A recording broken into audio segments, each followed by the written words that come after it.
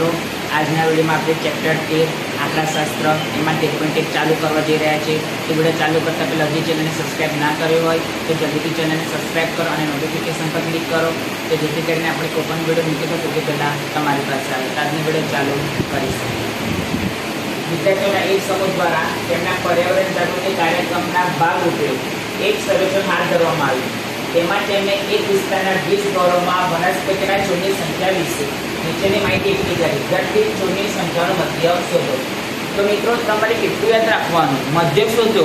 તો તમારે મધ્યક સુધી એવું લખેલું હોય તો આપણે નક્કી કરવાનું કે આપણે કઈ રીત કરવી છે, ધારેલી મધ્યકની રીત કરવી છે કે પદ વિચલનની રીત કરવી છે. તો તમારે એટલું યાદ રાખવાનું કે જો વર્ગ લંબાઈ સમાન હોય તો યાદ રાખવાનું, વર્ગ લંબાઈ સમાન હોય તો કઈ રીત કરવાની, પદ વિચલનની, અને વર્ગ લંબાઈ અસમાન હોય તો કઈ રીત કરવાની, ડાયરેક્ટ મધ્યકની રીત કરવાની.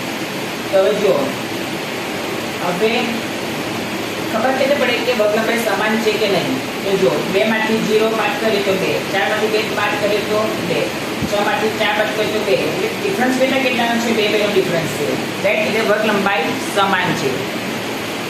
તો આપણે કઈ રીત કરીશું? પદ વિચલનની રીત. તો સૌથી પહેલા શું શોધીશું? xi.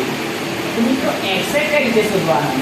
તો xi કઈ રીતે શોધવાનું? તો બંનેનો સરવાળો, અધસીમા વત્તા ઉર્ધ્વસીમા, બંનેનો સરવાળો ભાગ્યા 2. તો ચલો આપણે કરીએ.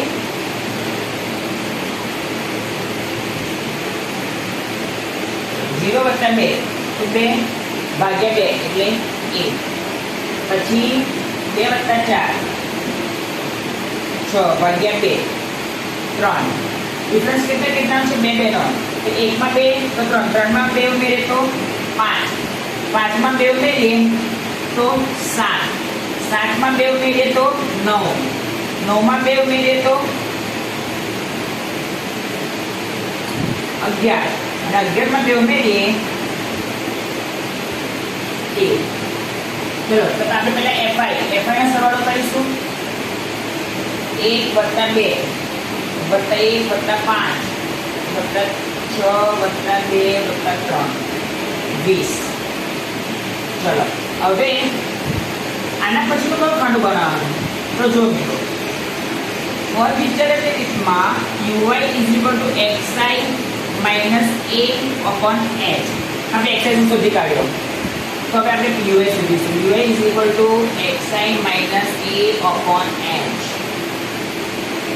તો આપણે વચ્ચેની કોઈ પણ સંખ્યા ધારી લઈશું. તો હું ધારું છું 7. તો જે ધારીએ એની સામે શું મૂકવાનું? 0. તો 0 ની ઉપર -1 -2 -3 નીચે 1 2 3 કરવા બેસવાનું જ નહીં. જુઓ, આપણે 7 માંથી આપણે xi, ચલો xi - a/h. ચલો, xi 1 -a 7/h. h એટલે વર્ગ લંબાઈ. ડિફરન્સ કેટલાનો છે? 2. તો ચલો, 1 - 7 એટલે -6/2 એટલે -3. આવી ગયા -3.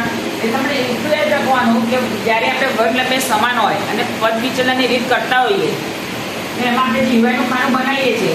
જેમાં આપણે એ ધારેલો હોય, xi માં આપણે કોઈ પણ કિંમત ધારીએ એની સામે શું લખવાનું? a. તો એની સામે શું લખવાનું? 0. તો 0 ની ઉપર -1 -2 -3 નીચે 1 2 3. ચલો, આ બનાવ્યા પછી શું કરવાનું? fi નો ગુણાકાર. fi એટલે fi નો ગુણાકાર. ખાસ ધ્યાન રાખજો, આવૃત્તિ એટલે fi. ચલો, 1 × -3 તો -3, 2 × -2 તો -4, 1 × 1 પણ -1 એટલે 5 × 0 તો 0, 6 × 6, 2 × 2 4, 3 × 9.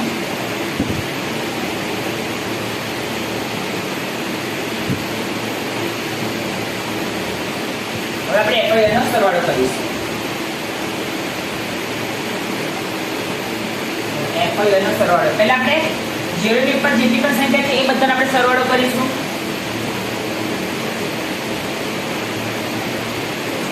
એટલે -8. આટલો 0 ની ઉપર જેટલી પણ સંખ્યા છે એનો આપણે સરવાળો કરીએ છીએ તો -8 આવે. એટલે 6. હવે 0 ની નીચે જેટલી સંખ્યા છે એનો આપણે સરવાળો કરીશું. +19. ચલો હવે પ્લસ માઇનસ માઇનસ એટલે જુદા જુદા છે શું કરવાનું બાદબાકી અને મોટી સંખ્યા આગળનું ચિહ્ન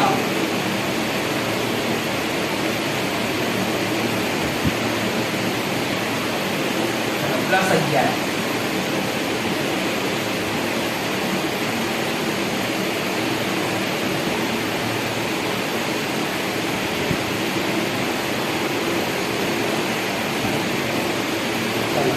હવે x bar is equal to શું છે ફોર્મ્યુલા કે a plus sigma fi y upon sigma fi ગુણ્યા h.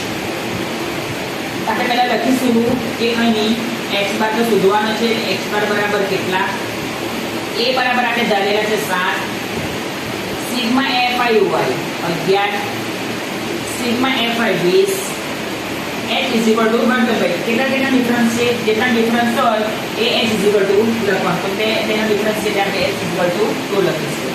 તો ચલો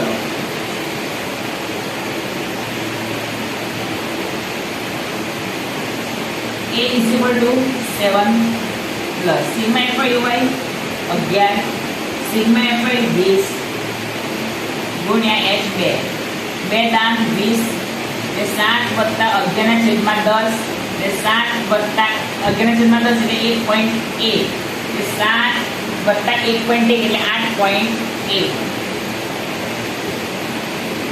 x bar is equal to શું આવે 8.8 તો લખીશું કે આમ ઘર દીઠ અહીંથી લખવાનું આમ ઘર દીઠ જોડની સંખ્યાઓનો મધ્ય 8.1 છે.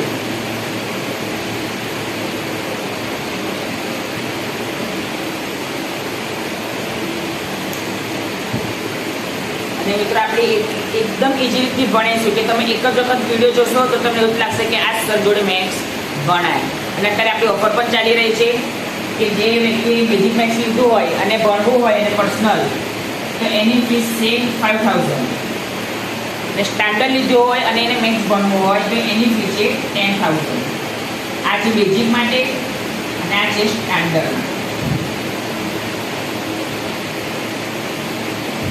તો મિત્રો આજના વિડીયોમાં આટલું જ. કાલે ફરી એક નવા વિડીયો સાથે મળીશું.